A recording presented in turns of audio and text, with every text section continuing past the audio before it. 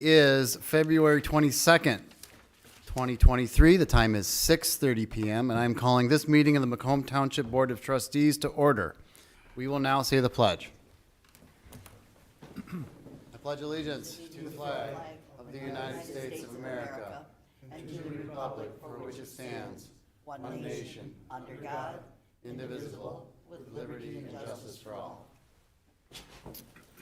Mr. Cardamom, will you please call the roll?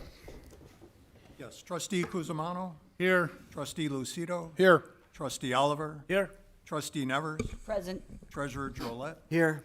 Posey is absent. Supervisor Viviano. Here. In case anyone didn't notice, our deputy clerk will be conducting the clerk duties tonight. Moving on to approval of the agenda. Are there any additions, deletions, or corrections? No. We're good? Motion to approve? Support. Any discussion?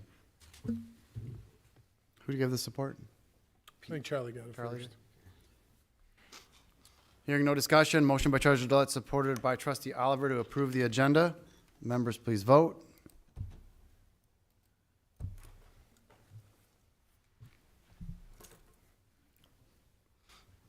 Motion passes unanimously.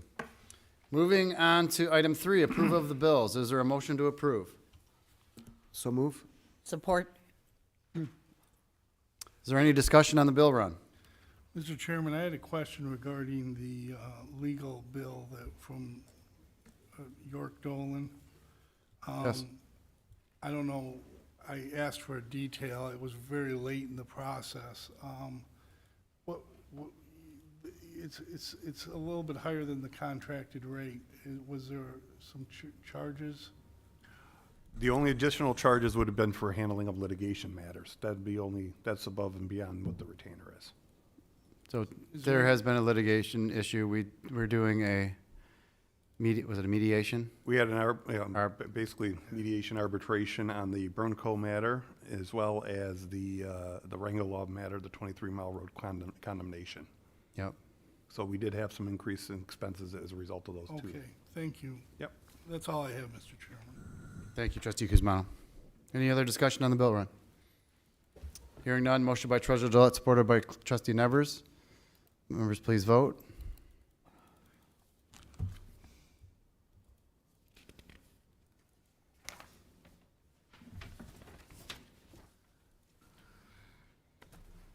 Motion passes unanimously.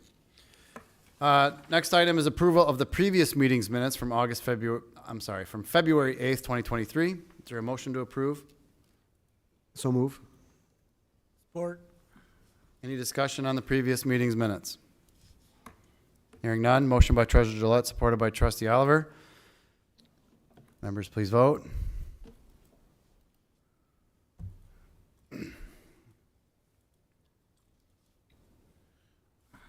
Motion passes unanimously. All right, this takes us to our first public comment. This is on agenda items only.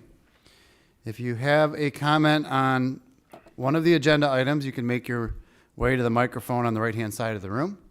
Anyone participating digitally may digitally raise your hand. Is there anybody present? I don't see anybody present. Anybody remotely? I do have someone. Okay. You make sure the microphone is pointed at. Hi there.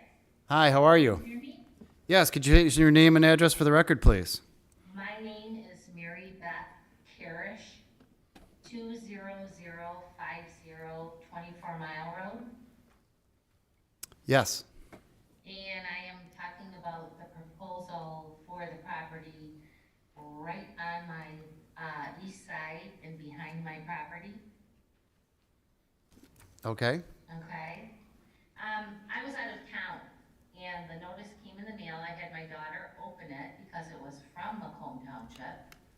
I did share it with my neighbors.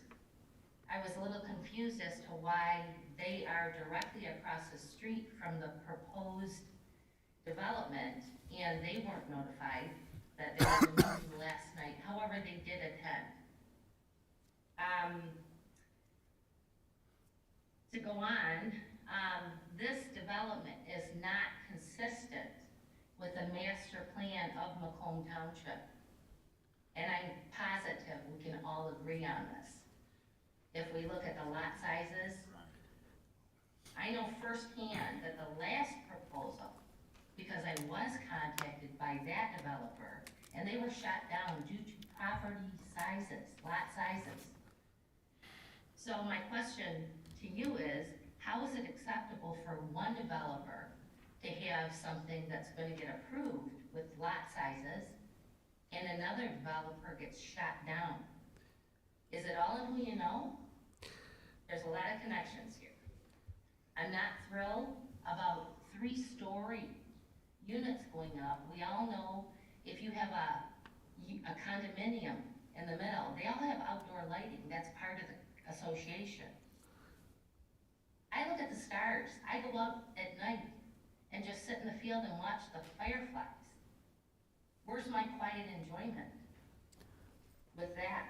A gas station next to a waterway, there's accidents. Accidents happen. That's potentially leaking directly into Lake St. Clair. I believe that this development affects not only my quiet enjoyment, but I strongly believe that it affects my property value.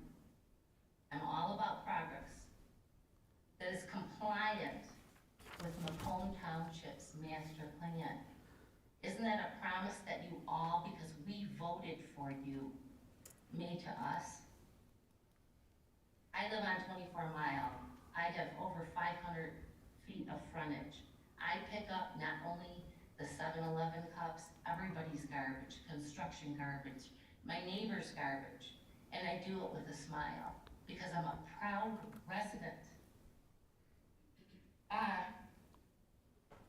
I don't believe that this development in its existing state is good for myself, my community, or my neighbors.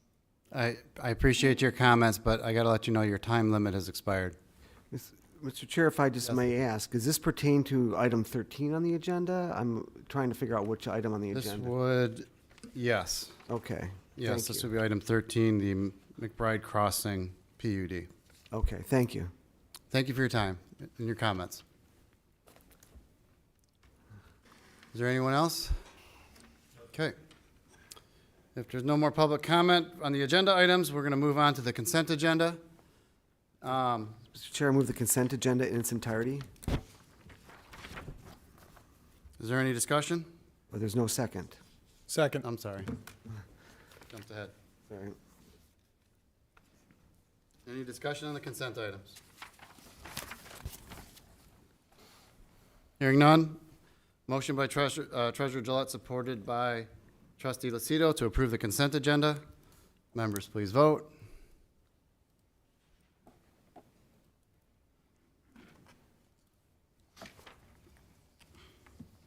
Motion passes unanimously. All right, this will take us to item 8. Chair, I'd like to make a motion to receive and file the 2024 Water and Sewer 5-year capital improvement plan. Is that the proper motion or to? Now, we're going to be approve, approving, not approve. receive and file. I see. Thank you. So I make a motion to approve, and then we'll hear the presentation. Support. Mr. Johnson. All right, good evening, Board. Appreciate your time this evening to go over our, just a brief presentation on our upcoming year, 5-year capital plan. First, I want to thank Jim and Crystal from engineering, Stacy from finance, Ed from my department, as well as Maria Sedke from Fishbeck and Mike Smith from AW. They all worked very hard to put this together, and a lot of time goes in, a lot of time and thought goes into this plan to make sure, you know, we're progressing and moving the township forward in a fiscally responsible way. So with that, I just kind of made a few slides that just to kind of go over the gist of the capital plan. So starting with slide number 2 with ongoing projects, what this slide talks about is projects that were started in this fiscal year that are going to be bleeding over into the next fiscal year. And that is obviously the 23 Mile Road sanitary sewer sewer main and the pump station that are on the south side there between Card and Romeo Plank, as well as an upgrade to Pump Station 8 at 21 Mile and Romeo Plank Road. And we're also looking at, with those projects, looking at getting a portable generator to help keep those running when, as a backup in case the generator that's on site happens to go down. It's kind of a safety measure to make sure that the pump stations are always running, keeping the sewer out of residents' homes. The next slide, there's a lot of projects in our capital plan that are dependent on Department of Roads and how their plans go. So a lot of our capital is earmarked for certain projects like the Broughton Road water main between, let's just say, 23 and 25 Mile Road, Heidenreich water main, 21 Mile Road water main that are listed there. You know, we removed 21 Mile Road from the 5-year plan because that looks like that one's going to get pushed further down the line in terms of the county's capital project. Broughton Road got moved up because it seems like that one's going to take place sooner, and Heidenreich will be starting a little bit later. So a lot of the funds that we have associated with these have to be moved or brought up or moved back based on the county's capital plan as well and what their goals are for their roads. As for future projects for our department and what we're looking at Pump Station 1, which is a sanitary sewer station at Hall Road and Gratiot. That is the last one that we have that you have to go down an elevator about 30 feet to get to these 2 tiny pumps. You're working in like a really small 8-foot diameter area with 2 pumps. You know, it's a very small, very challenging environment that needs to be upgraded. It's long overdue. So that's one of the ones we're working on, as well as the continuation of our MAO1. I shouldn't say continuation, we're studying right now, but the construction of MAO1, which is our meter pit over at 24 and Romeo Plank. As you know, we've been working with Lutheran North, the church right there, trying to find a proper location and things like that. So now that we've settled on a location, we're working and moving forward on working with Great Lakes to make that happen. Construction should begin in this coming fiscal year. Along with that, because development is obviously growing to the north, which is MAO2, which is our meter pit at 24 and Card Road, as well as MAO3, which is at 21 and Fairchild, we want to make sure we secure proper land to make sure we have adequate room once we do decide to raise those out of the ground, which eventually will happen. I think those are earmarked, 15 years down the road, but eventually it's going to happen. So we want to plan now for that future to make sure there's enough land that we can provide proper building of these assets moving forward in the future. As well as there's a 21 Mile Road in Romeo Plank. There's some sanitary sewer rehab we have to do that's going to be earmarked for this coming year as well. And then the second to last slide is our DPW renovation. So we started doing some renovations with our building. As you guys know, that was built in 1996. We started with the remodel interior. So we've got bids back last week on doing the interior model of just the office area. And we're going to be continuing with our site to improve other things. Proximity card system on the building to include additional security and safety for our building, additional cold storage, because becoming a DPW from a water and sewer, we got to bring the facilities and grounds crew over to our site. So we need additional room to help house all of our equipment and items. Covering the storage bins to keep them out of the elements that helps in the winter time from having to break apart stone and sand and such in the winter during water breaks. Retention pond maintenance is going to be, that one kind of got shifted. That was in the capital plan. That got removed. Further conversations this week. That will now be more of we'll be maintaining, doing some more research on that to see what we can do to make sure that it's working appropriately before we take additional action. And then fixing our asphalt parking lot, because that's falling apart and eventually will need to be repaired. The final slide just compares the costs with the current proposed CIP plan in front of you. So it's a 5-year CIP. This shows the current total for the water and sewer capital costs compared to what you guys adopted last year. So for example, on the column labeled fiscal year 2024, the projected CIP this year is $17,478,667. Last year, you approved $17,553,280, so it actually lowered by just under $75,000 in this fiscal year. So what this kind of shows is each year, the cost shifted. The main reason being a lot of the road work, because of Heidenreich and 21, a lot of those are costly. So those shifts, that's why the big swings in the capital below, as well as the 23 Mile Road Sanitary Station getting, most of it's going to get done and paid in the next fiscal year. So that kind of bleeds over as well. So the main difference from what was in the presentation on the agenda, this is a little bit different because we had the removal of the retention pond on the DPW remodel. So that was removed. And then we also had to include a little bit of additional cost for the sanitary sewer study because we didn't have enough rain last year for the study to make sure to check our system for infiltration and inflow to make sure that the system is sound. So you'll be seeing in the next board meeting coming for additional funds to make sure we can get that study completed this year with the proper data. So with that, that is my presentation on the capital plan, and I'm open to answer any questions you may have. Thank you, Mr. Johnson. Open up the floor for questions from the board members. Got one. Yes, Trustee Oliver. The parking lot, is that gonna be a remove and replace or just, Yeah, we would remove it and replace it with concrete okay, to match the rest of the building. There's only the one spot where it's parking. It's just a small area of asphalt. It'll match the rest of the concrete. good. And then, through that program you were talking about, the water pit on 24 in the Romeo Plank, did I understand you right, you're gonna start that this year? The design, we're gonna get the design underway hopefully in this coming fiscal year. So I would hope by June of next year we can get that started That'll be construction actually wise. going. Yeah, Good. Thank you. you're welcome. Questions? Thank you, Trustee Oliver. Anyone else? I have a couple questions. It's my understanding that the capital improvement 5-year plan will be utilized by Don Lund's firm in order to feed numbers up for rate setting for water and sewage. Is that correct? Correct.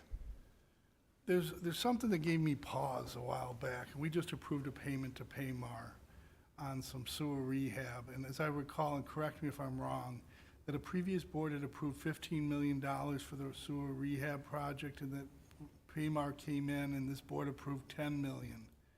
And those numbers ring any bells with you? Are you talking the 23 Mile Road sanitary improvements that Yes. we're doing? I know it was 10.5 million. I remember that number rings a bell. The 15 is 10.5 not. million. Yeah. Okay.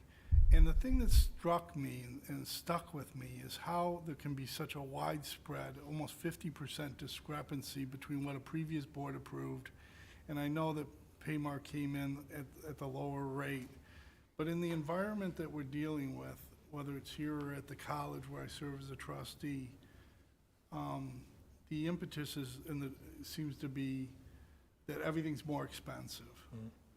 And I still haven't been able to wrap my head around how there can be a $5 million on a $10.5 million project differential.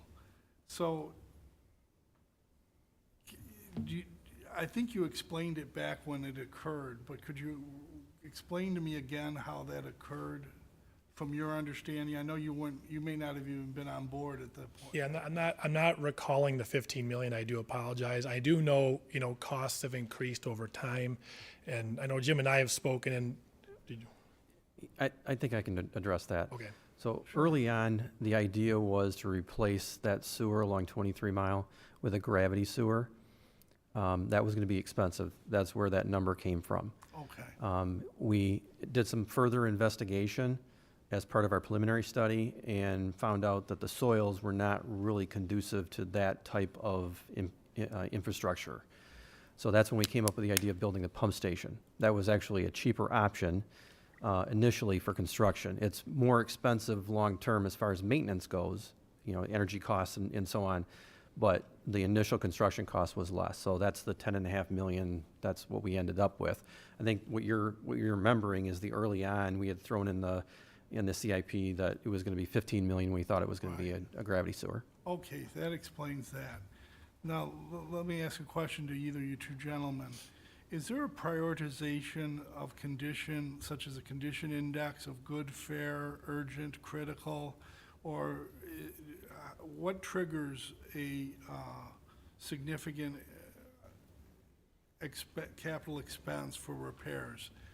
Is it going to fail? In other words, is that the trigger, or is it we anticipate it will fail in 2 or 3 years? What's the index that's used?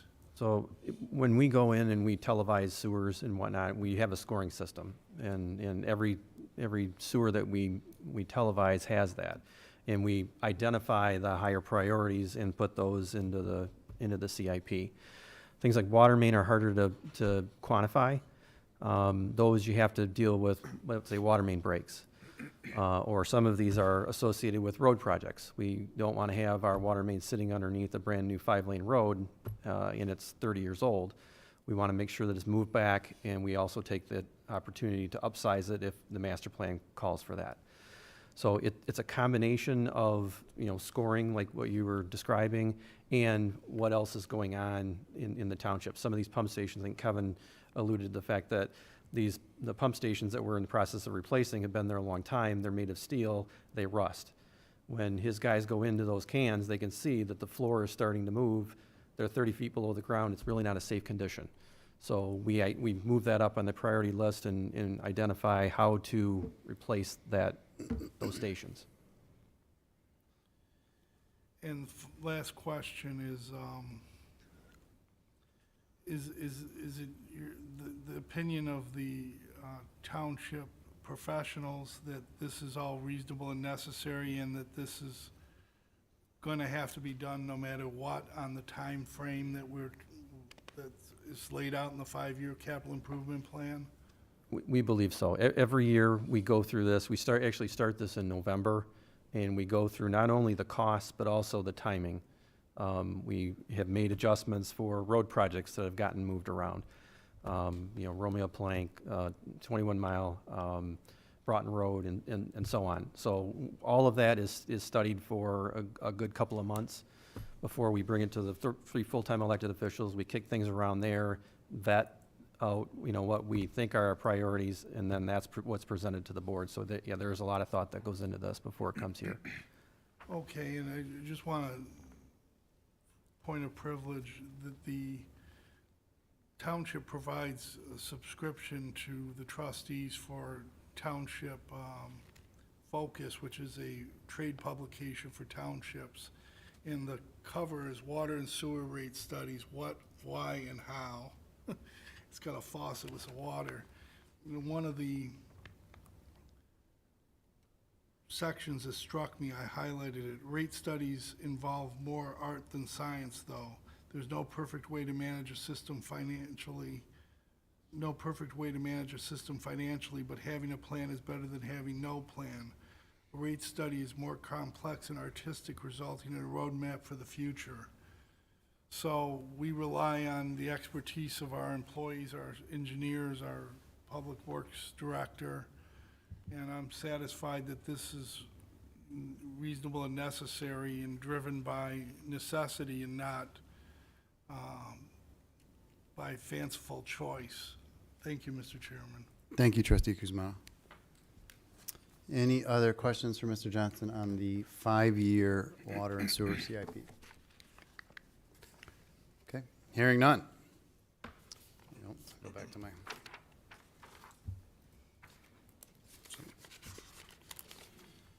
Got a motion by Treasurer Gillette and supported by Trustee Lucido to approve the 2024 Water and Sewer 5-year capital improvement plan. Members, please vote.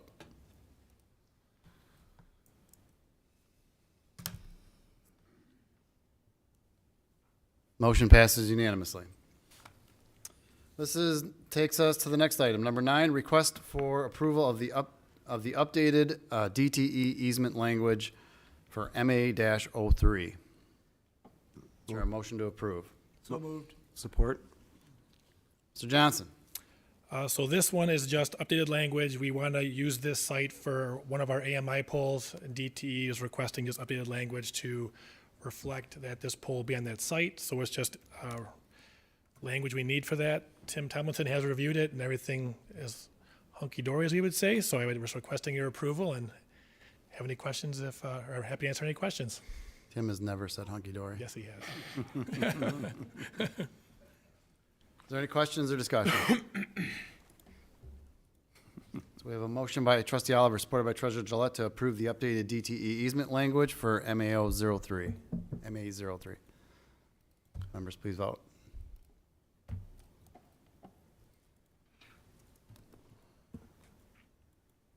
Motion passes unanimously.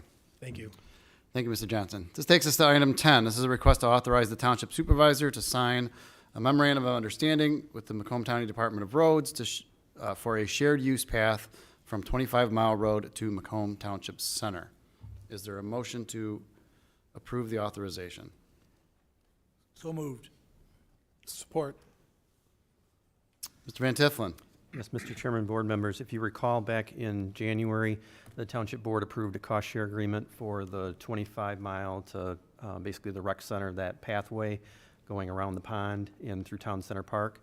That cost share agreement was with the Macomb County Department of Roads. They were participating in that project along with a grant that we're trying to get from the state. This kind of goes along with that agreement. This memorandum of understanding basically says that even though the county participated in the cost of the construction of the pathway, it'll be ultimately the townships to maintain and basically own. So we've reviewed the agreement. We have no objection to it and are recommending approval. Thank you, Mr. Van Tifflin. Any questions or discussion? Motion by trustee Oliver, supported by trustee Lucido, to authorize the township supervisor to sign the memorandum of understanding with the Macomb County Department of Roads for a shared use path from 25 Mile Road to Macomb Town Center. Members, please vote.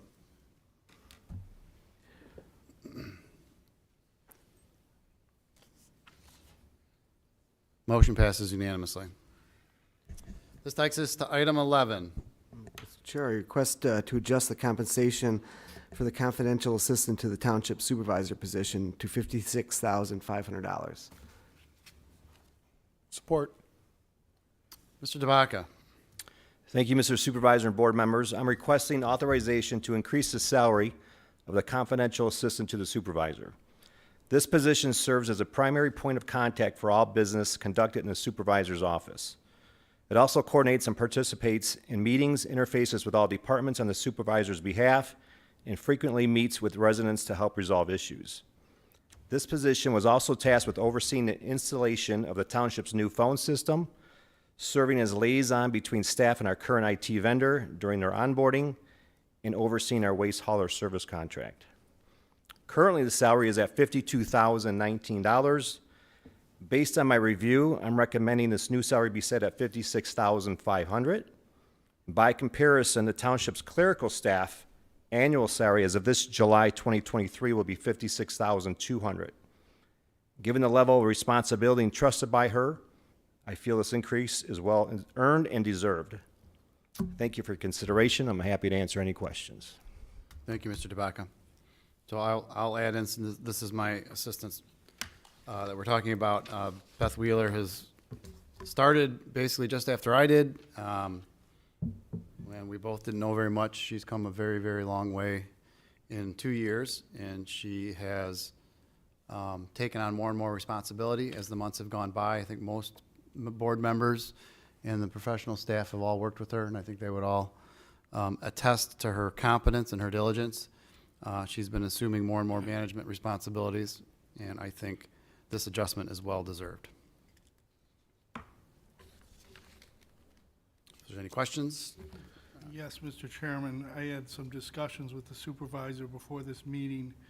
I pointed out that on January 12th, 2022, the board voted 7-0 with no abstentions that to approve a contract. In that contract, paragraph 1 linked the compensation for this particular position to the ASME local contract 1917.43 local. I have a great deal of respect for Beth Wheeler. I think she does an excellent job, and she's a fine employee of the township and an asset to the township. I would just suggest that the compensation, if it's going to be linked to a collective bargaining unit and give the authority to the supervisor, which is what I thought that this contract did, that whatever the local collective bargaining unit that is applicable be substituted in the language so that the supervisor has the authority to negotiate up to that amount for this employee. So I would make a friendly amendment that subject to approval of general counsel, that the supervisor be given authority to negotiate a employment agreement with the employee for the confidential assistant position consistent with whatever applicable pay increase is negotiated in the collective bargaining process for that unit, where the clerical staff is applicable. So, I guess respectfully, Trustee Kuzmano, what I would, we talked about this a little bit, so that language, and maybe that language was inartfully prepared, and maybe we should revisit it, but for this position specifically, it was always intended that this would be part of the management staff, and it was part of that because that position is my confidential assistant, and she does a lot more than just being what we might traditionally think of as a secretary. She does assume a lot of actual management responsibilities. And the way our two union agreements are broken down is if you have management responsibilities, you should not be in the hourly union, which is MAPE. We've had that discussion with both MAPE and ASME even within the past year. So, Beth's position, the way she is fulfilling it now, she's doing both. She's doing some clerical duties, but she's also doing some management responsibilities. So the link to the ASME contract was only to account for the annual raises that the same as the ASME members get, which in this case is 2%. The base pay is what I was bringing with the HR director's help to the board. So I don't know, Tim, I talked about this with the finance director about whether or not we would have to renegotiate the contract, and we looked at it internally. We thought that the motion that addresses the base pay would substitute for the language in the contract. Well, I would agree, and then we did have a brief discussion prior to the meeting. It is something we probably want to revisit just to make sure that it is properly aligned, but for purposes of tonight, setting forth the base pay at this new rate, subject to the current contract terms, would be appropriate. But I do agree with Trustee Kuzmano that we probably do need to take a look at that just to make sure it aligns with what we're intending going forward. Okay.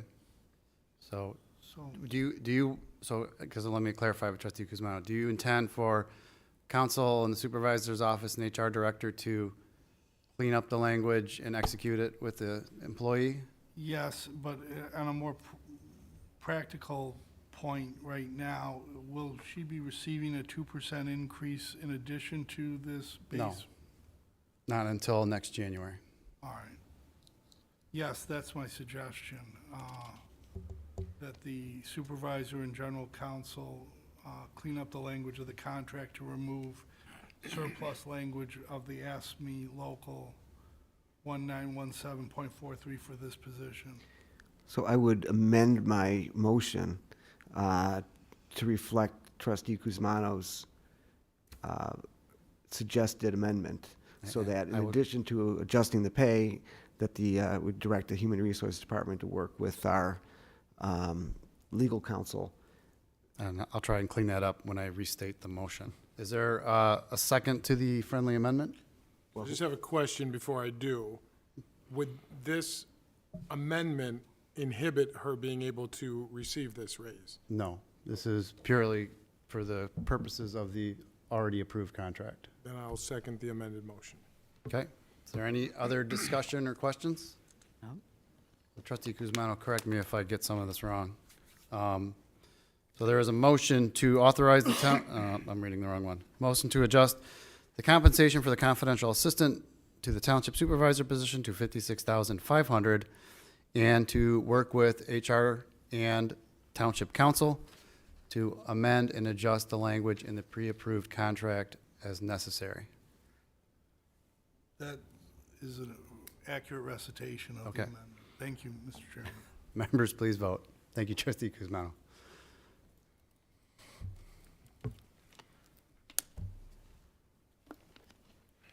Did you get all that from the minutes, Roger? Motion passes unanimously. This will take us to item 12. We have a request to extend an offer of an employment to Claire Germez. I said that right? Gurmez. Germez. Close. All right, thank you, Sir. Mr. Supervisor. Hold on, we got to get a motion. Is there a motion? So moved. Support. Now you can go, Mr. Tabaka. All right, thank you, Mr. Supervisor and board members. I'm requesting authorization to extend an offer of employment to Claire Gurmez for our open clerical position. HR received 15 applications for this position, and we interviewed 7, and we are recommending Claire Gurmez. If approved, the effective date of hire will be this March 13th, 2023. This is a budgeted position, and I'm happy to answer any questions. Thank you, Mr. Tabaka. Is there any questions or discussion from the board? Just for clarification, we're replacing a vacancy in that department. Correct. We had 2 full-time go part-time, so there's an opening in the building department. Thank you. Any other questions? Motion by trustee Oliver, supported by trustee Nevers, to extend an offer of employment to Claire Germez. Germez. Members, please vote. I already have to apologize to her. She hasn't even started yet. Motion passes unanimously. Thank you. Thank you, Mr. Tabaka. Moving on to item 13. This is a request to approve a PUD general design plan. This is for McBride Crossing, permanent parcel ID 0816200012. And this would be located on the southwest corner of 24 Mile Road and future Broughton Road. Is there a motion to approve? So move, Mr. Chair. Support. Mr. Box. Thank you, Mr. Chairman and Board. As you mentioned, this is planned unit development. It consists of single-family, multifamily, and a small commercial development.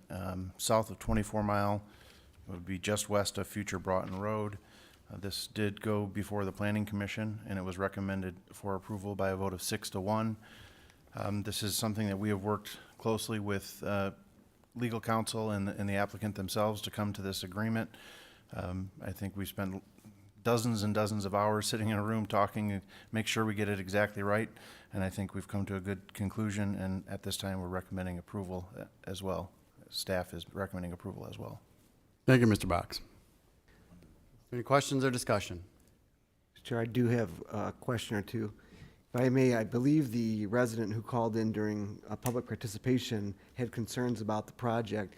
One of those concerns mentioned the height of the buildings, which would be allowed along the future Broughton Road extension, I believe, to be 3 stories with a garage. They're basically townhouses. Correct. Garage with 2 floors above. If I recall correctly, those townhouses would not be, they'd be located along Broughton Road that would be built as part of this project.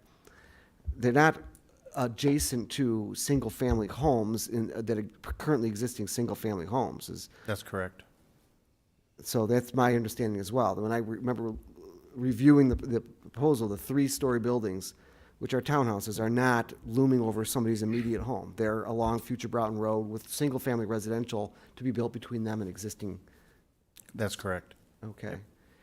In your, how is the project being proposed consistent with our master plan? So the caller did mention that the master plan shows this area as being R1 or single family. So to deviate from that, you have to go through a process like a planned unit development or a conditional rezoning, which is what they're doing here. So it does have that R1 or single-family component. The portion of the development that's immediately adjacent to the existing single-family would mirror that and have single-family, and it transitions into the multifamily development. Okay, and my understanding of that process was one of the reasons why those deviations were considered because of the development's participation in building Broughton Road, developing the Broughton Road further south. Yes, part of the agreement outlines their participation in both donating the right-of-way as well as funding for a portion of the road. Okay, thank you. Mr. Van Tiffelen. Mr. Chairman, one thing that I guess I would like to mention as well is farther to the east, there are multiple family developments proposed or under construction. So this site is essentially acting as a transition between the single family to the west and the multifamily to the east. Thank you, Mr. Van Tiffelen. Is there any other questions or discussion? Mr. Chairman, I need some clarification. The caller indicated that this was not consistent with the master plan. Is that accurate? We're making a variation of the master plan to allow this development? So again, the master plan shows this area as R1. They're transitioning from R1, so a portion of this is R1, transitioning into the multifamily development. And again, that the process to do that in order to deviate from the master plan is to go through the planned unit development process. The short answer appears to be yes, and the consideration being the cost of building out the road, Broughton Road. There's no participation on the other side of Broughton Road because McBride Drains runs along there. So there's nothing that can be developed adjacent to Broughton Road on the east side. So the developer is donating right away and participating in the cost of building the road in exchange for having higher density along the road itself in the form of townhouses. Thank you, Mr. Chairman. Thank you, Trustee Kuzmano. Any other questions or discussion? Okay, hearing none. Motion by Treasurer Gillette, supported by Trustee Oliver, to approve the PUD General Design Plan for McBride Crossing, permanent parcel ID 0816200012. This is at 24 Mile and Future Broughton. Members, please vote.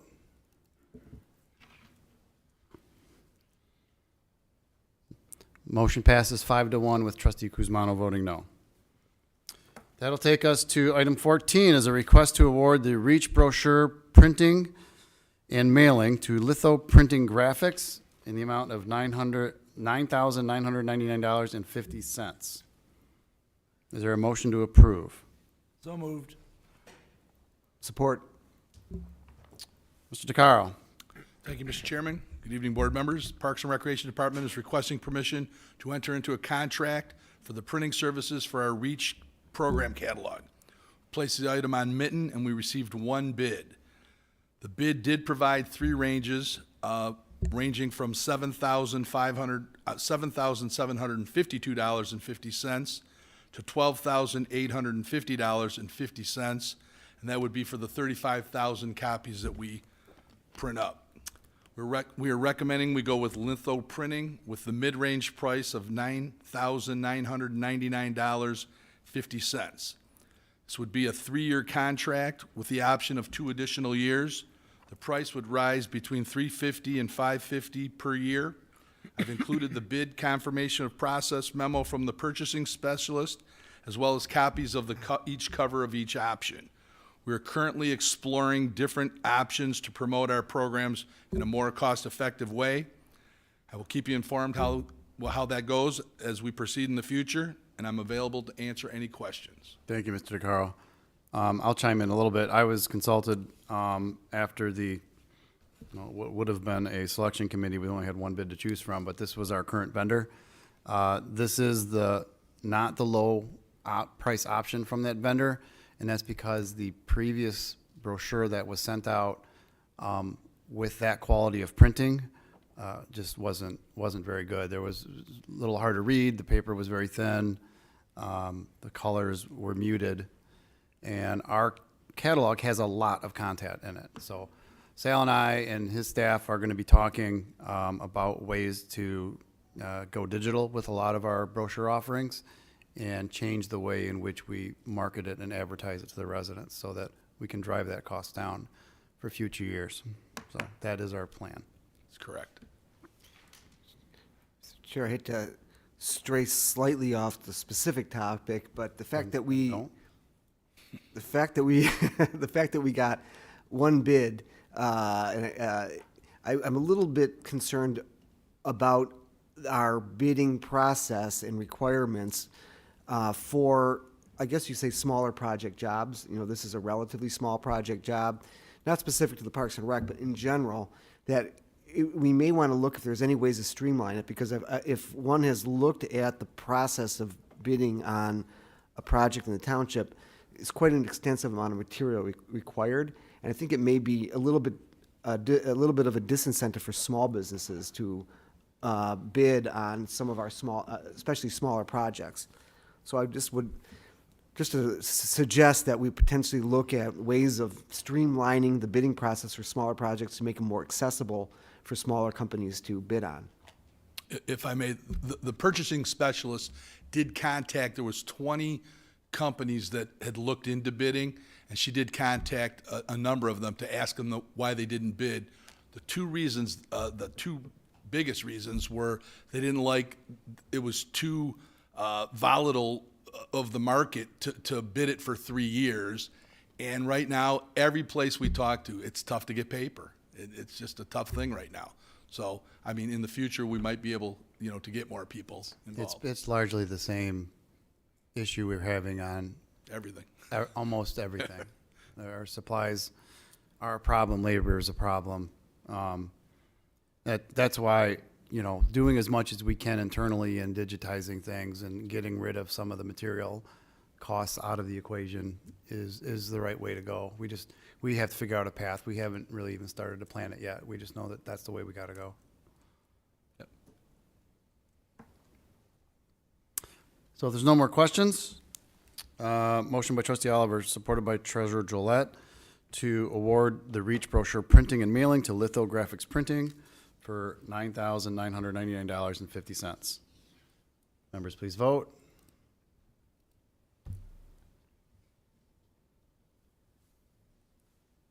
Motion passes unanimously. Moving on to item 15. I'm looking for a motion to award the purchase of playground equipment at Macomb Corners Park to Snyder Recreation, Inc.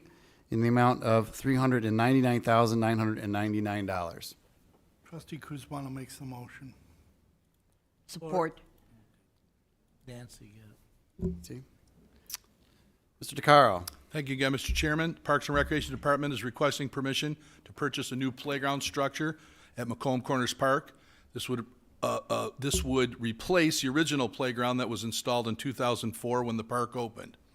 An evaluation team of Supervisor Viviano, Parks Maintenance Lead Ken Delpra, and myself met numerous times with 3 different companies capable of doing the work. We'd like to award the contract to Schneider Recreation for a total cost of $399,999. Schneider will be installing Burke play equipment. This will also include safety turf throughout the playground. Schneider is a source well provider. In addition, Schneider was able to offer 3 different discounts totaling $61,024 for the project. After evaluating all 3 companies, Schneider provided most equipment to fill the current space that we have. Schneider clearly offered the best value for our dollars being spent. I've included the quote, the confirmation process memo from the purchasing specialist, and 3D renderings of the playground. This is a budgeted item from the $1 million park improvement budget. We're very excited to provide this amenity to our residents, and the supervisor and I are both here, will be available to answer any questions. Thank you, Mr. DeCaro. Mr. Chair? Yes. Mr. DeCaro, when do we anticipate the new equipment to be installed? So there is a 8 to 12 week lead time to order the equipment. It'll take approximately 2 weeks to pull it out and install the equipment. So our goal would be July 1st, we would hope. would love to have it for the first concert on June 29th, if we could. Okay. Well, that was my only specific question. I'm glad you referenced the $1 million in park improvements. They've gone a long way at our park on 21 Mile Road, and I'm glad to see that we're getting additional resources invested in Corners Park as well to replace some of the aging equipment. I know you and I and the supervisor and the clerk walked by through that equipment, was it last summer at some point, and looked at the condition of that we felt was bordering on potentially getting toward an unsafe situation. So I'm glad that we're addressing that. Thank you. Any other questions or discussion? Mr. Chairman, I just got a quick question. I assume that the selection committee was unanimous in the selection. Yes, I mean, all three companies were great. They're all high-quality vendors. Yes. Really what it came down to is, you know, what we thought filled that 90-foot square the best and what we thought our residents would enjoy the most, so. It was unanimous, I believe, between the three of us. And I think we ultimately, I mean, and there was so much selection within even within each vendor. I mean, the catalogs are extensive and there was all kinds of options, so.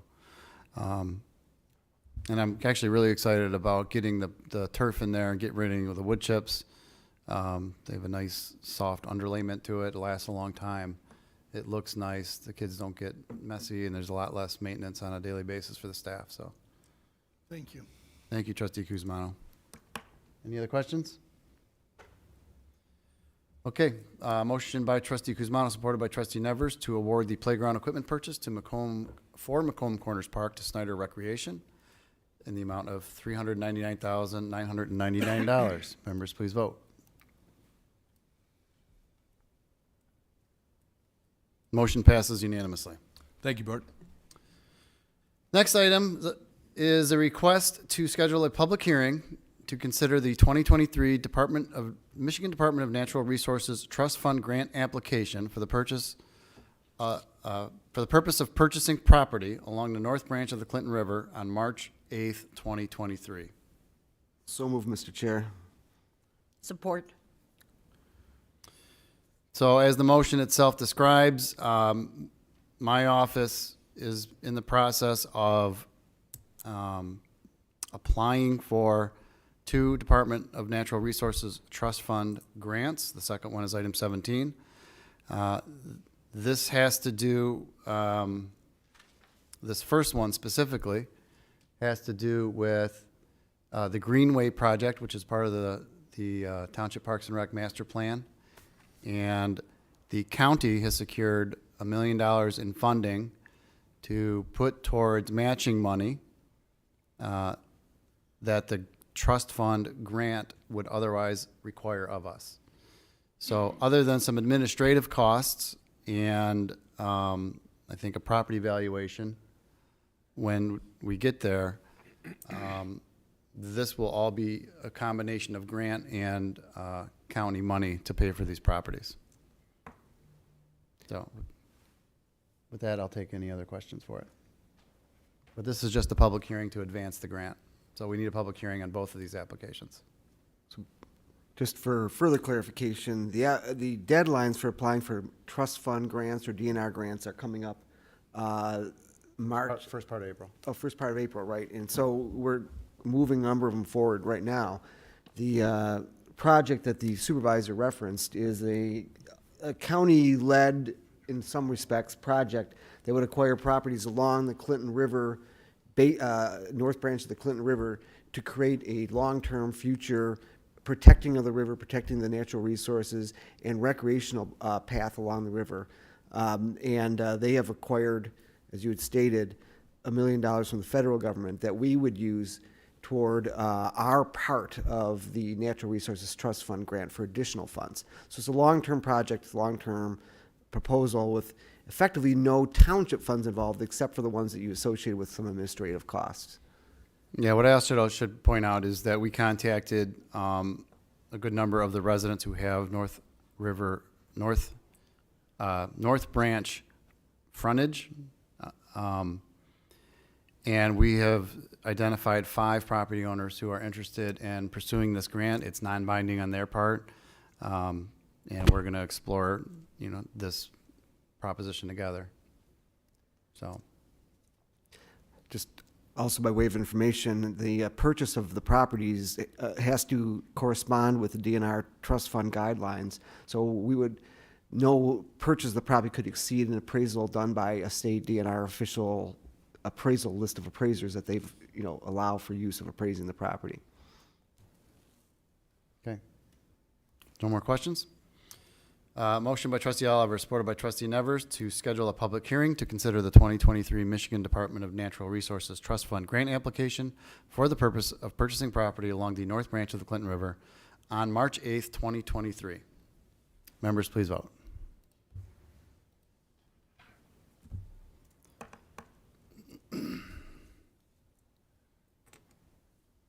Motion passes unanimously. This leads me into item 17, which is a similar item. This is a request to request to schedule a public hearing to consider a 2023 Michigan Department of Natural Resources Trust Fund Development Grant application. And this would be to complete the pathway around the McBride Pond, which is located at the Town Center Park on March 8th, 2023. Is there a motion to schedule that hearing? So move. Support. So again, this is another Department of Natural Resource. This one's for a development grant, not for property acquisition. And the pond we're referring to is the one that is next to Suburban Ice. It's been there for quite a long time. Part of the TAP grant funds that we've already secured is going towards completing a path partially away around that, and as it makes its way to Macomb Corners. And we are looking for other grant funding that will complete that path and make it completely the complete circumference of the pond itself. So that's what this is going towards. And Is there any questions or discussion on the motion to set the hearing? So, Mr. Chair, just to be, for clarification, the TAP grant funding that the township has essentially already received would complete the path from Corners Park down to our rec center, town square area. It would skirt along the edge of the pond, but it doesn't completely go around the pond. So this grant would be for funding to complete a path around the pond, so that residents could walk around the pond. So. Okay. Thank you, Treasurer Gillette. Any other questions or discussion? Motion by Treasurer Gillette, supported by Trustee Lucido, to schedule a public hearing to consider a 2023 Michigan Department of Natural Resources Trust Fund Development Grant application to complete the pathway around the McBride Pond at Township Center Park on March 8th, 2023. Members, please vote.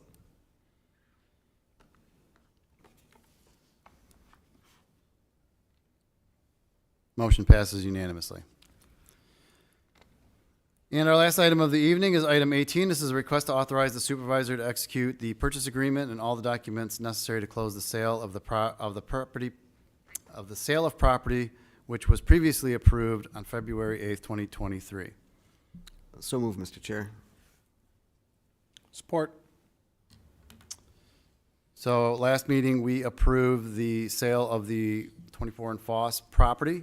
One thing we left off of that motion was to authorize the supervisor to execute all the documents necessary to complete that sale, and that's when I'm coming back here to clean that up.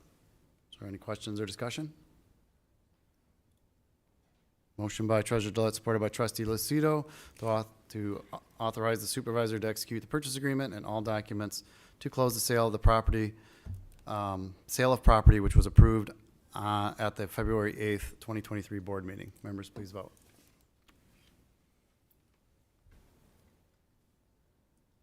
Motion passes unanimously. All right, this takes us to public comment. So this would be for non-agenda items. Anyone wishing to speak may approach the microphone at the right-hand side of the room. We'll have a 3-minute time limit. And please state your name and address for the record. Anyone who is participating remotely who wishes to speak, please digitally raise your hand and you will be called upon at the proper time. I see that. Thank you, sir.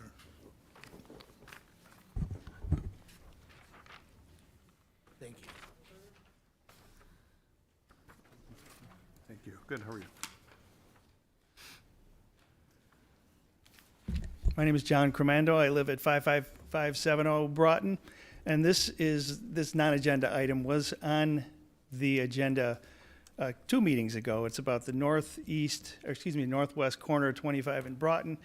At that hearing, Mrs. Nevers was quite perplexed and wanted an explanation for why so many of us felt we were deprived of notice of the rezoning of that corner. And I think we heard a little bit from another resident about another area where she didn't think that there was sufficient notice either. The answer is that there has not been an open meeting on whether that should be rezoned. We went into whether there was an open meeting at the Planning Commission, and there was a meeting. I spoke, but Mr. Box told the Planning Commission, well, it's in the master plan, so it's already decided. When we came here, we had the same kind of conversation, and even though I told you we had not yet had an opportunity to be heard, this panel decided that the conversation had to be about the master plan, and was there notice in the master plan? Once again, it was about the master plan and not about whether there should be a rezoning of that corner. There's never been a hearing that involved the residents on whether there should be a rezoning of that corner. Now, I'm not saying ever. I'm not saying that it shouldn't. I'm saying that we've just never had an opportunity to be heard. Some of us got very angry and upset. And it's because of the way it went down. There has not been a time, and I went through all of the meetings. I went through all the open houses. I looked and I listened to all of it. They never talked about rezoning any corner. That corner has not had commercial on it for 189 years that the township has existed. There was no summary of changes to the master plan. And Mr. Box said, well, we couldn't talk about all of the parcels with everybody. And I've handed you a map. And if you look at the corner of Broughton Road and 25 Mile Road, you'll see that he did have an opportunity, or at least the planning department had an opportunity to talk to somebody about putting offices on that corner. Now, it seems to me the planning department decided before the planning commission got a chance to look at it, before you guys got a chance to look at it, and certainly before my neighbors and friends got a chance to look at it. And they put an office in here. And we would like to at least have an opportunity to be heard. Let's get the developer there. Let's get the township officials there. But let the residents come and tell you what they think about it. Maybe they want it. Maybe they don't. But let's at least give us an opportunity to say what we need to say about it.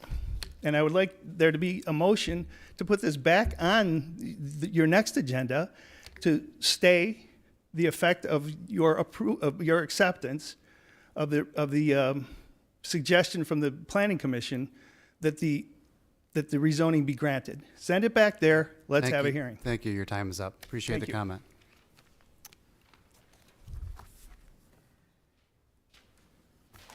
Time limit thing doesn't make sense. Anybody of your people, Please state your name and address for the record, they please. get as long as they want. Scott Bruglio, 55533 Broughton. The last time I was here, you folks called the police on me because I was very passionate about you wanting to rezone and your master plan and all that. It's just passion. You call the police on me. I have no harm to anybody here or you. I don't threaten. The only threat I have is to call out the nefarious things that you've done, which I hope we're not back in the corruption zones of Macomb Township, what they've been known for the last years. You say that you legally put out notification to the residents and whatnot with this 300-foot. We live on acreage out here. There's not 300 feet. We don't have home after home, number one. But the 300 feet went to the library, is my understanding, what Box had said. It went to the builder's wife. It went to the rec center. I live closer than any of them sites, and I didn't get anything. If you were sending letters to them, why didn't I get something? I'm closer than the library or the rec center. I didn't get a notification from me all the way to the site that we're talking about at the northwest corner. None of our residents got anything notification of this going on. More nefarious things you folks do. It's all about you. If you had a home on Broughton, any one of you folks had a home on Broughton, this would be null and void. You wouldn't want this on your street. It's a rural area. It's a beautiful area. You're taking away from the whole beauty of the one little segment of Macomb Township. You want to put more commercial for what reason? Pete Lucido mentioned last time that he joined this board because he was all about the suing of builders and developers were suing Macomb Township, so he wanted to get on the board to stop that. Well, how about us as people, we the people? We can sue too, Pete. We can sue too. We live here, we pay our taxes here, and we vote here. We are more important than the builders. We voted you folks in to work for us and not the builders. You're supposed to listen to us. We put you here. We had no say on this whatsoever. You people just ramrodded this down. It was you picked and chose who you wanted to get your letters and know that the master plan was going to have a change in it, the rezoning. You didn't mail this out to the people that matter, the people that pay the taxes, that live, reside, vote you people in on Broughton or in this little surrounding area. It's very annoying, aggravating, guys. You just go on your own. It's all about your own wallets. Macomb Township has been known for years, you people know this, for the crooked and cockeyed things that they've done. Is that ever going to change? Because this wasn't done correctly at all. We never had a say on this. You got really... Why you'd call the police here for me makes no sense. Thank you. Your time the is only up. threat I've got is exposing you people. Your time is and 3 up. minutes isn't fair. In 3 minutes, you want I'm going to ask you really nicely to sit down. I understand that, but it's not right, Frank. You It's can not sit right down. at Thank all. you. Thank you for your comments. How about letting one of your neighbors speak now? How about You're not the only one in the room. everything they got? How about that? You let Sit. You're a Macomb Township resident. The employees here. Am I going to have to ask the sergeant to get up and help you find your seat? They get a chance to talk. No, Frank, we pay our taxes. No. We should be able to talk. Thank you, Sergeant. So, anybody else wishes to speak? Mr. Chairman, I'd like for the record to be clear that the speaker was not ejected from this meeting by the chair. Thank you, Trustee Kuzmano.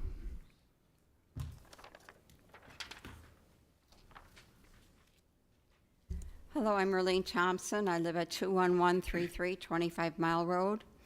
I am also speaking about this rezoning issue.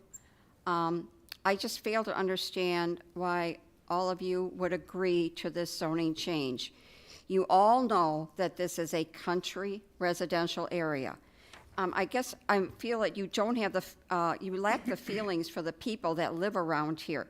A lot of people in this area are older, and you're saying, well, why aren't you coming and looking at the master plan? A lot of these older people are not able to do something like that. And then I was told, well, why don't you look in your newspaper? Well, in the last 3.5 weeks, there's been 8 days I have not received a newspaper, and on the 9th day, it was in the ditch in the water. And I'm supposed to get my papers and read what is going on here. I talked to the editor of the newspaper, and I told him that the township is making us feel like we're not interested in what's going on when we don't get contact of what's going on. I feel, I really feel, I'd like to know what the builder's idea is too. I'd like to have him explain why he wants to put a commercial area in a residential country area. Is it, of course, more money in his pocket, or is it a better tax base for the township if it's zoned commercial rather than residential? We all feel that, we have to accept change, but, there is such a lack of communication. There's got to be a better way to involve the residents and what's going on and their feelings about this change. Even though many homes are going up out here, people still feel, and I have talked to many of them, that, no matter how many homes are getting up, the shopping complex, it just is not a fit. They moved out here as a quote unquote to move into the country. Even though there are a lot of homes, this is still country. A shopping complex does not fit. A shopping complex, you have a town center, a beautiful town center. You know, if it's supposed to be a town, then put the shopping complex in your town, not, you know, on a road that's considered residential, and that we've been here a long time. This is a country residential area, and I just don't understand the agreement to this zoning change. Thank you. Thank you for your comments. Anyone else wishes to speak?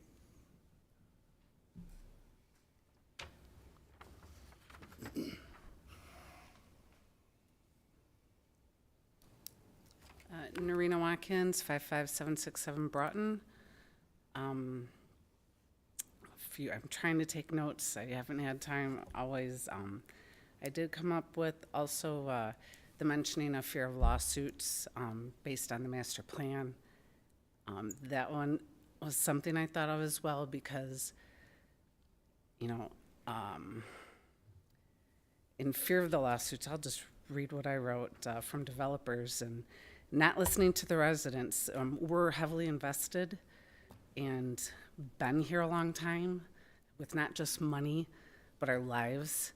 And somebody, it was exposed, or maybe it's true or not, that a short-term owner who wants to develop it got the power of everybody because the businesses or developers will sue more likely than the residents. But as Scott said, we could too. But, you know, we pay taxes, so you protect us not have to do that. I mean, I feel like we're already paying for that, but we don't get what the townships here. You're here for us. I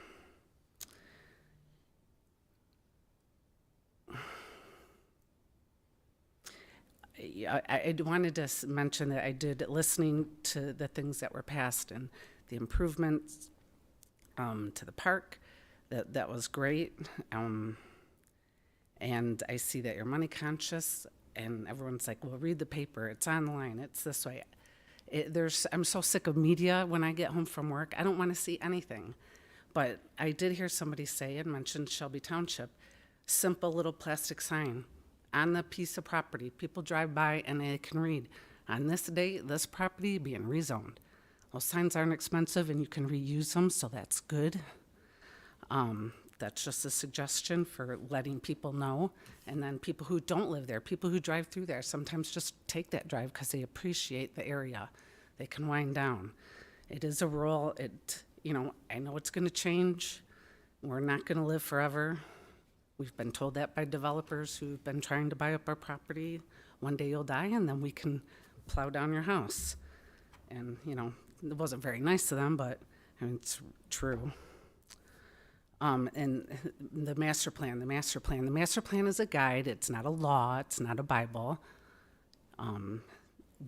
Yes, we should all be more involved if we care about it. I was trying to spread the word to some of my neighbors via Facebook about, you know, what had happened at last meeting. And I got plummeted by, I will call associates, because I would assume other local government people, you're associated somehow and learn and talk to each other. And I was trashed for not being involved, but I do what I can. But there's a lot more, you know, the notifications, you know, oh, it's the state minimum. That's the minimum law requirement. You guys can do better. Thank you for your comments. I appreciate it. Is there anyone else present who wishes to speak? Is there anyone digitally, remotely? Okay, with that, we'll close public comment. And we will move on to board comments. Trustee Lucido. I have a couple of things. Number one, congratulations to Ms. Gomez, new employee hired tonight. If I could ask a question to Mr. Tomlinson, we did have discussions about signage, and this is regarding the residents that came up to speak, about possibly in the future putting up signs when we have public hearings or rezonings and things like that. I just wanted you, if you could, speak to that. So I was aware of the discussion. I wasn't at the last meeting, Mr. Aloya was, but I was apprised of what occurred in the discussion. And the administration with the planning department, we are looking into other alternatives, including signs. looking at what other communities may or may not be incorporating in their notice requirements. So there is action being taken along those lines, so we are proceeding in that fashion administratively before we bring something back to the board, obviously. Thank you. And then a couple other things, some of the things that were brought up by the residents. Just speaking for me, I can't speak for the whole board, but I would not care either way if it was rezoned back to residential. It does nothing for me. I am brought something and I vote on it based on the facts. Now, when you say, somebody used the word fear of lawsuits, I never said the word fear of lawsuits. I'm not afraid of a lawsuit. I know we've lost every lawsuit I've seen in this particular situation. Every one I've seen since I've been on the board and prior to. They come with their development, we say no in some cases, and they sue and they win. It's not about fear of it. It is, in my opinion, what I've seen, a waste of taxpayer dollars, and that is not what I want to do. So if everybody got together and voted that these residents would pay for the lawsuit, not the entire 90,000 residents, I'd be up for that. I don't care what happens to that corner. I don't live there. I know you do. I know you don't want it. I don't disagree with you. I don't disagree with you. But I disagree with spending money on a wild goose chase of something I don't think is going to end up the way you want it to be. That's all I can do is help protect the tax dollars. Thank you. Thank you, Trustee Lucido. Trustee Nevers. Yes, I would like to congratulate Beth on her increase. Very well deserved. She's an asset to your office, to the whole township, and to residents that would call in. She's delightful. And I am in 100% agreement with Pete here. I do not live near the area that you're talking about, and I wish that everybody had been notified early, and so that they had a voice. And also, I think signs, that's probably a great idea and would perhaps solve a problem if somebody was unaware of what was going on as far as changing zoning. And that's all I have to say. Thank you, Trustee Nevers. Trustee Oliver. Again, congratulations to Beth. She's been a lot of help for Pull your mic down. myself. A lot of times I call there and she gets me in the right direction, to the right people, on time. And she's deserving of that. Thank you for the new hire in the building, and glad to see people again stepping up. And I want to thank the DPW for their 5-year plan. Again, I say this, but I'll continue to say it. We get these plans, we go over them to the best of our knowledge, we ask our questions, but I don't know exactly how much time has been put into this, but I know a lot. This is just not willy-nilly happenstance. People pay a lot of attention and do a lot of work to these, so thank you for that. Last thing, Sal, thanks for that new equipment. We got 19 years out of it. Them kids use the heck out of it. And I think the residents and the children that use it will be very happy. That's it. Thank you, Trustee Oliver. Trustee Kuzmano. Thank you, Mr. Chairman. I just want to address some concerns of the residents. If there was in fact a violation of the Open Meetings Act, which I don't think there was, because the Open Meetings Act, from my understanding, was complied with during the master plan process and review and this board voting on it. And there was, I think, very few, if any, persons making public comment at that time. I understand that if it's consistent with the master plan that the township will lose, they don't even bother demanding a jury on these cases. The judge will rule in their favor and has done so numerous occasions, so numerous that the township is in a position to basically capitulate to the developers because it's going to turn out the same way. If the master plan is being complied with, then the judge is going to side with the developer who has property rights. I myself live in Ultimate Farm subdivision. It used to be a farm by its very name, by its very nature. It was open fields. We are in a rural community that is in the process of being developed. To answer the question of the speculation, is it about the money? Yes, these developers are about money. That's what they do for a living. That's how they support their families and build their wealth in this great country of ours and in the state of Michigan. St. Clair Shores at one point was farmland. Fraser was farmland. So this is stating the obvious.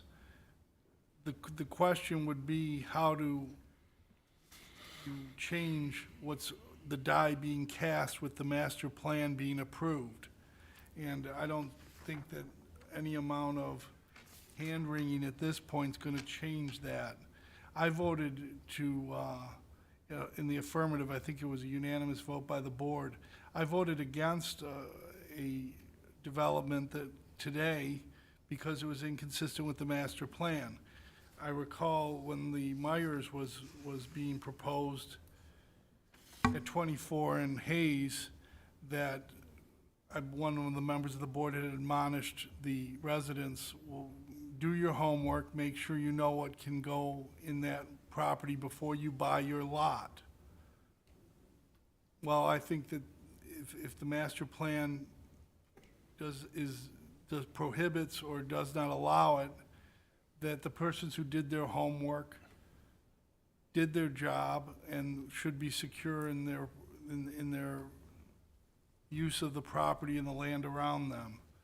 So I voted no on that.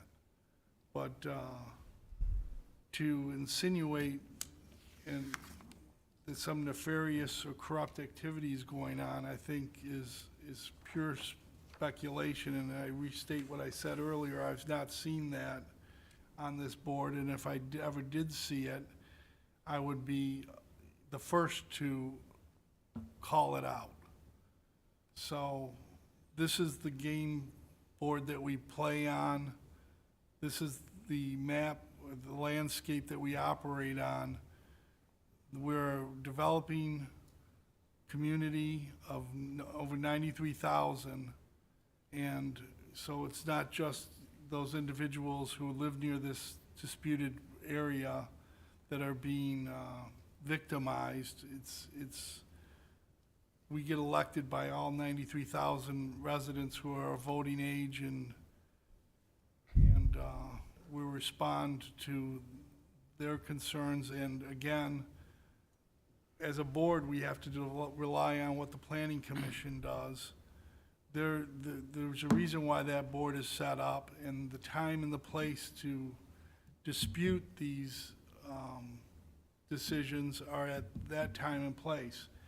And I will be asking the supervisor's office to work with general counsel to ensure that there was no violation of the Open Meetings Act.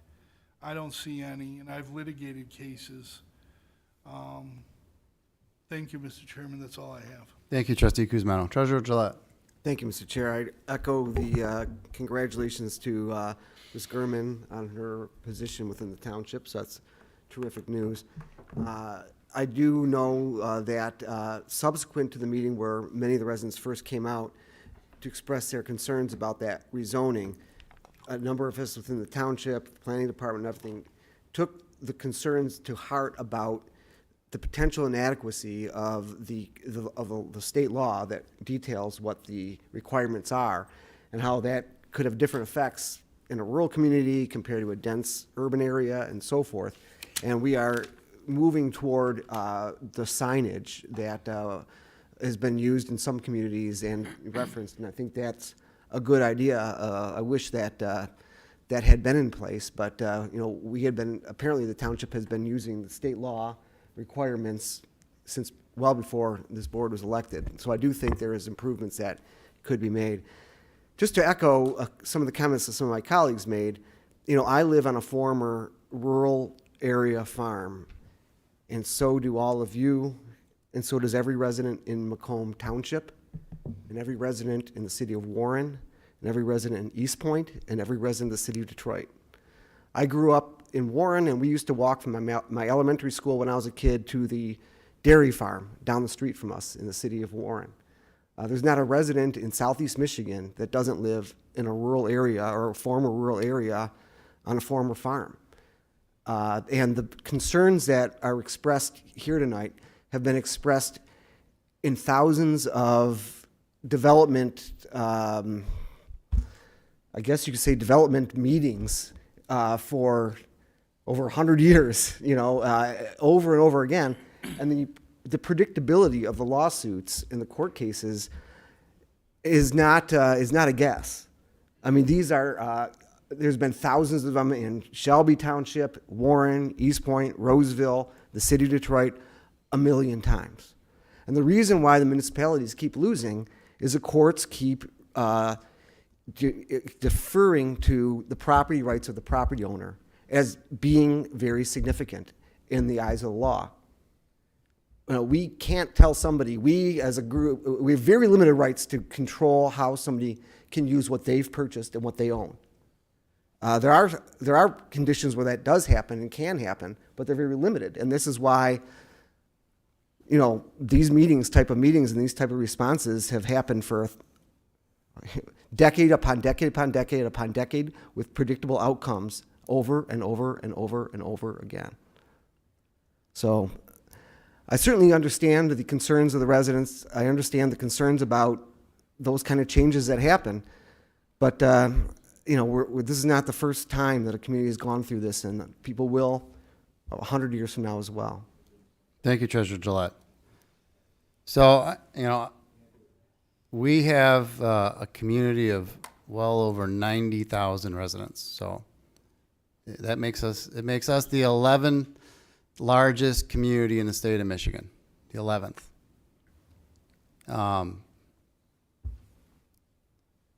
My colleagues have all stated it accurately. We are growing very fast. We have added over 40,000 residents just in the previous 2 census.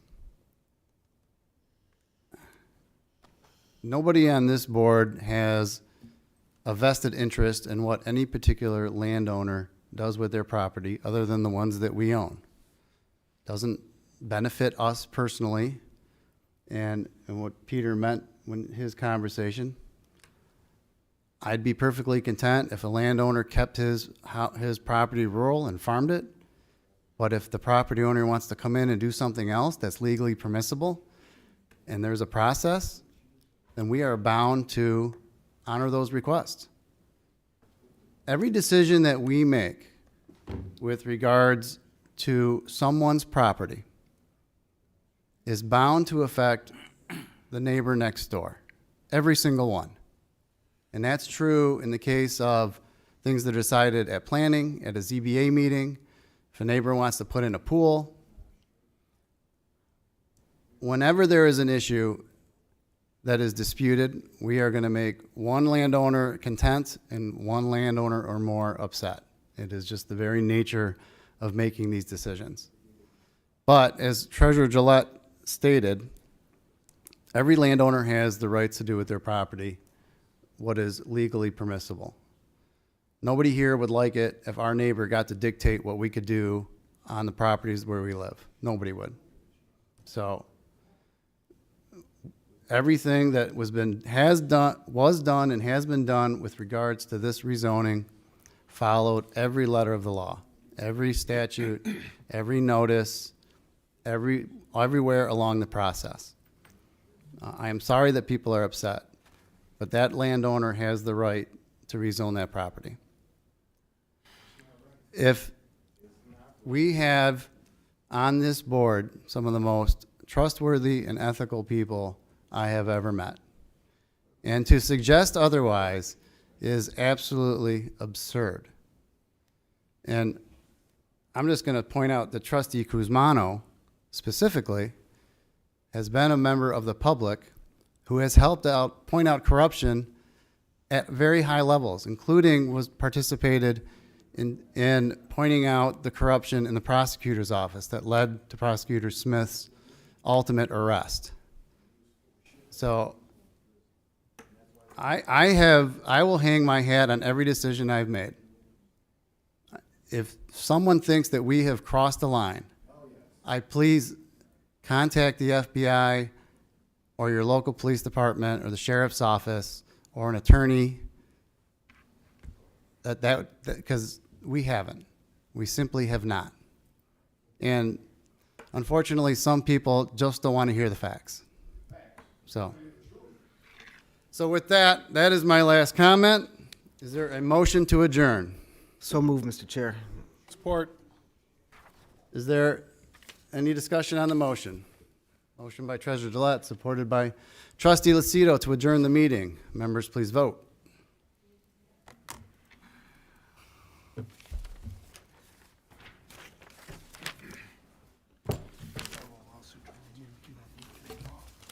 I remember that. I remember that. Motion passes unanimously.